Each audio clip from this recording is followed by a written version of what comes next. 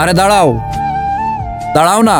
কে এই মেয়ে? তুমি ভালো করে জানো না আমার এখানে একটা ইম্পর্টেন্ট মিটিং চলছে এখন? ম্যাম, এনাকে আমি এত আটকানোর চেষ্টা করেছি কিন্তু পারছিই না। মেম সাহেব, আপনি আমার 70 টাকা দিয়ে দেন। আমি আমার হক টাকা নিতে এসেছি, আপনি আমার টাকা দিয়ে দেন, আমি চুপচাপ এখান থেকে চলে যাব। কি বলতেছো এসব? আর কিসের 70 টাকা? মেম সাহেব, আমি আপনার কোম্পানির বাইরে নারকেলের পানির দোকান দিয়েছি। আপনার কোম্পানির এক ম্যানেজার ঝগড়াটে আর ও 1 নাম্বার বদমাস। মেম সাহেব, টাকা? কি বললি? টাকা দেব? তুই জানিস কে আমি? এই যে সামনে যে কোম্পানিটা দেখতেছিস না, এটার ম্যানেজার আমি। যদি কিছু বলিস না তাহলে এখান থেকে উঠিয়ে দেবো এটা।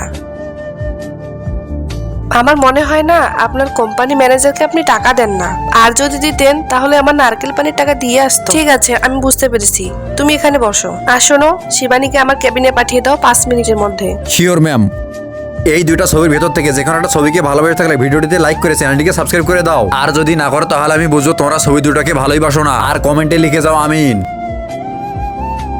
হ্যাঁ ম্যাম, বলুন। মেম সাহেব, এই মেয়েটা যে আমার দোকানে বাকি রেখে এসেছে। তুই এখানে কি করতেছিস? আমি আমার টাকা নিতে এসেছি, হক টাকা। আমি তো তোমাকে তখন টাকা দিয়ে এসেছি। ওকে টাকা দিয়ে দাও, কথা বুঝতে পারো না তুমি?